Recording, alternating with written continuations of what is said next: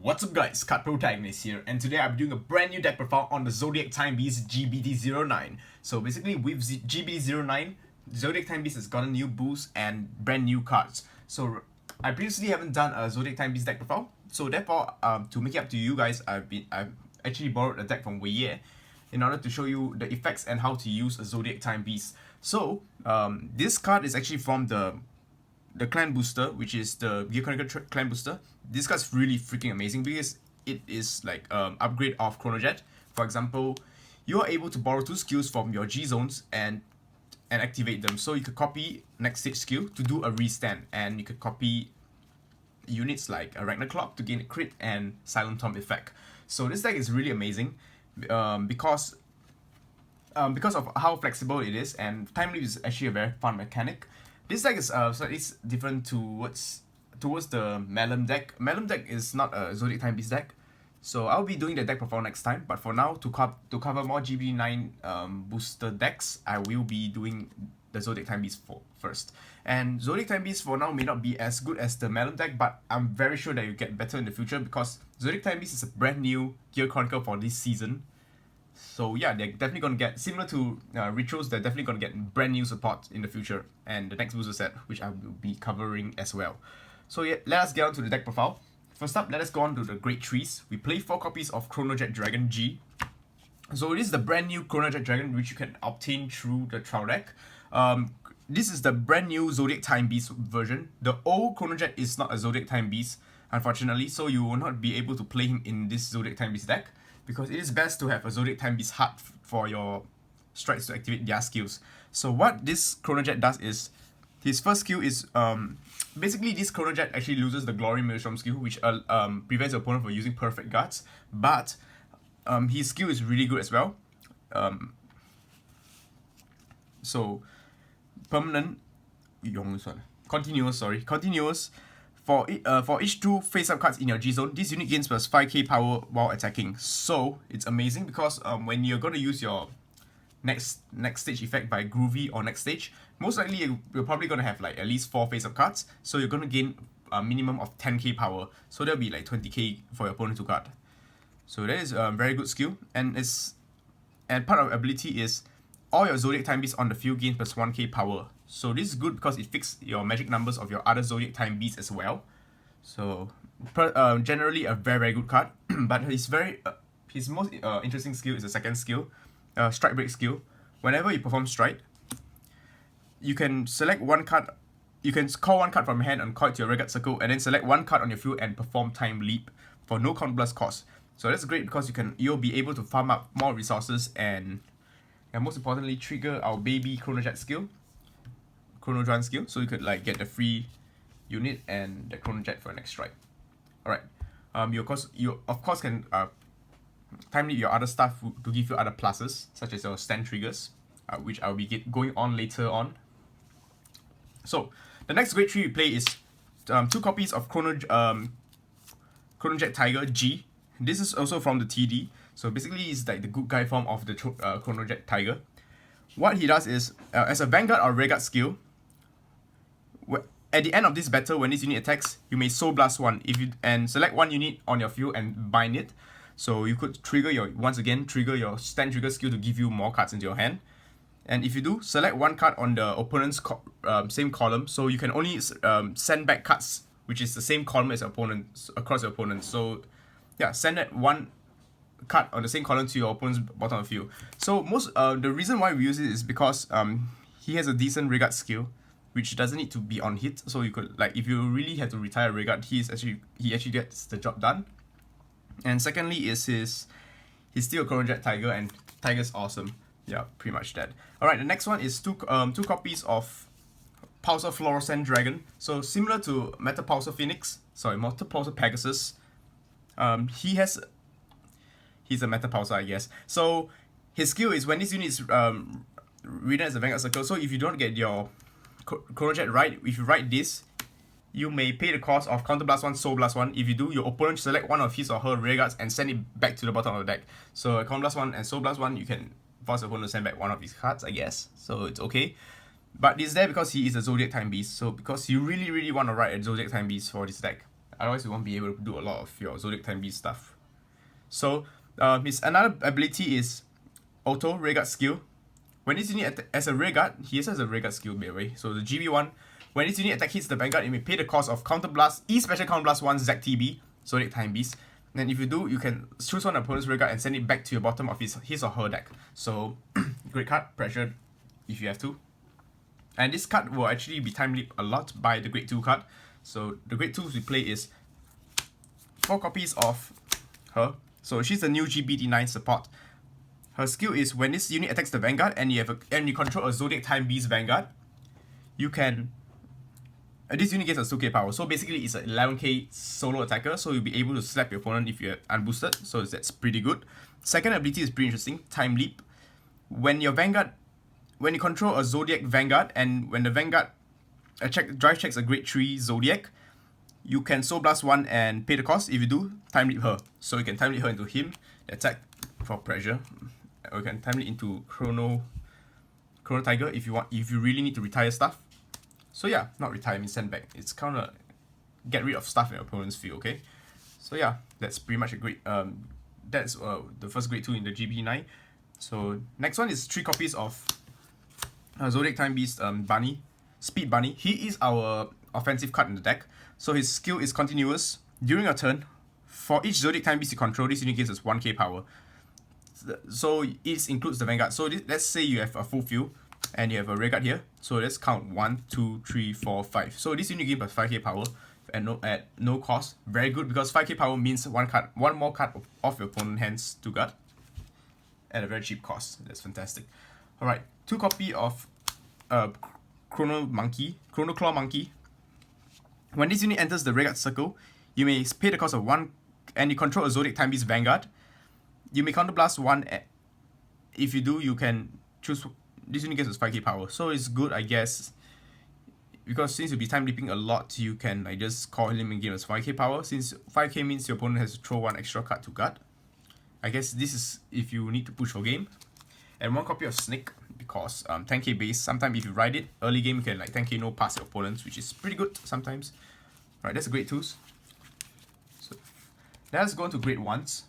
4 copies of Steam Maiden Lulu. So basically, this is your perfect guard, the unflippable perfect guard. So yeah, this deck kinda eats some counter blast. Let me check. From what I played, I did not counter blast a lot. Yeah, so yeah, it's still good to play a unflippable perfect guard. Otherwise, you could play the other perfect guard, I believe. Yeah, there's one that you can return back to your hand if you time leap or something like that. So next one is 3 copies of Nubis. This basically is our K clone with a GB1. When this unit attacks the Vanguard and you control a Zodiac Time Beast Vanguard, this unit gives us 4k power. So it's an 11k attacker, very good. Basically a K clone to slap your opponent's Vanguards. So you could use him as an attacker as well. Give it a sec. Damn, still sick. Alright, next up, 3 copies of Sparrow. What Sparrow does is when this unit give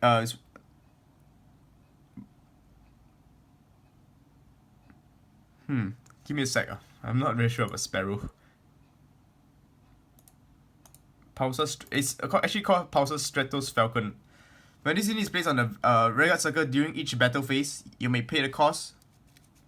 If you do, cost of 1 counter blast. If you do, this unit gets a 4k power until end of turn and choose one of your Zodiac Time Beast rearguards and you may exchange this position with this unit. So if you manage to time leap it, I guess. I don't know how it's used though. When this unit is on the rearguard circle, thinking of each battle phase. So basically, I believe if you manage to time leap to him, you can just swap positions. So yeah, it's pretty good because it still gives us 4k attack, 4k power as well, and you can swap. I need to ask Weiye why he plays this. All right, next up, 3 copies of Strike Helper. This is like a strike deck, so definitely need to play some strike foders. And finally, 2 copies of these girls.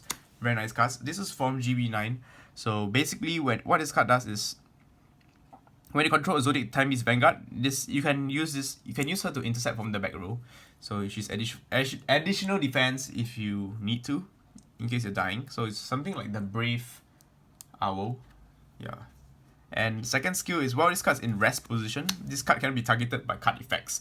So your opponent cannot select it. It's basically a resist card without the resist symbol. So your opponent cannot retire with card burn effects, retiring effects. Very nice. Finally, this card.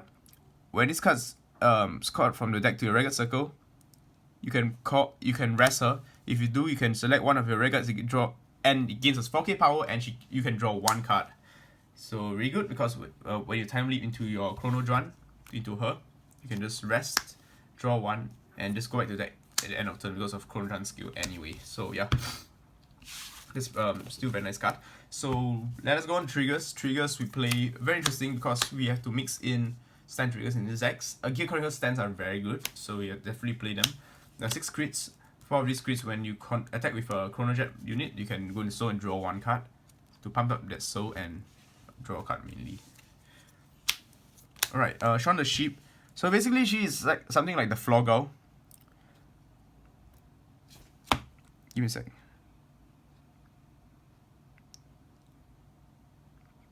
Put this unit into soul and shuffle back one unit back into the deck, and then stand one of your Zodiac Time Beast regards. So yeah. So it's a pretty good skill because, okay, even though it's Floor Girl is just shuffle, you're losing one card.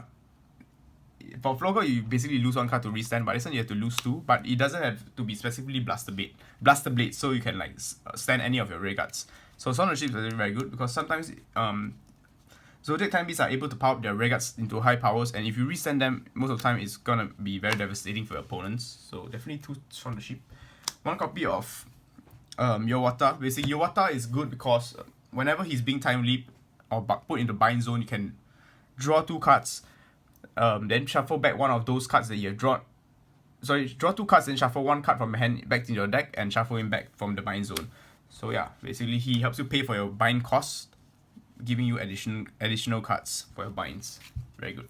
3 copies of draw because draw power is always nice to have, and 4 copies of heal triggers. Definitely play heals because of that, of G Guardians. Alright, let's go into our starter first. Sorry, I almost went to the strike zone before the starter. So starter is when this unit is placed on the bind zone, this unit can go into soul. If you do, search your deck for 1 Chronojet Dragon and call it to your rearguard circle. So basically, thank goodness you call it Chronojet because it doesn't specifically Chronojet, so you could call Chronojet G to your rearguard circle.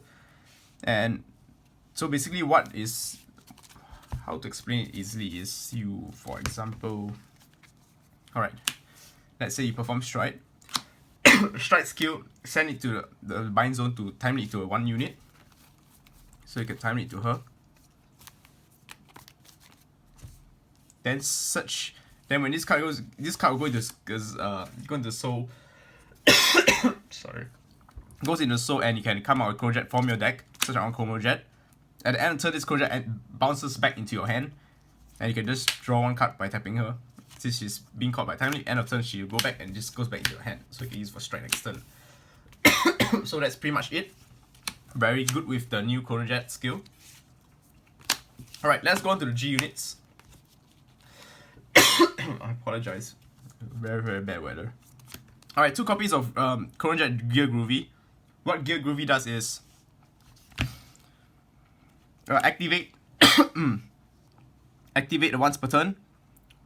Select 1 Gear Groovy in your G zone and turn it face up. So turn it face up. Select 2 unit with the auto skill from 2 Gear Dragons with the auto skill in your G zone. So most of the time we'll be selecting 2 face up Gear Dragons. So most of the time we'll be selecting next stage, so we can restand. So that's amazing. So you select 2 cards. For example, we select these 2 Gear Dragons, and you can copy their skills, so you can gain their abilities. Alright, what it does is so after you attack, you'll be able to send it back to your G zone and reappear as Chronojet again, so they can do additional attacks. So that's great because it is a Chronojet skill, but you'll be able to gain the skill of a Ragnar Cloud Dragon, where opponent won't be able to use Great Zeros to guard. So if opponent doesn't have perfect guard, he's in big trouble because he won't be able to guard, and you gain the additional crit as well. However, you still have to pay for the cost of those skills. So yeah, for example, when you attack with Gear Groovy, you still have to pay for the cost of this, and the next stage, so you have to turn 2 cards. But still, it's a very, very powerful card.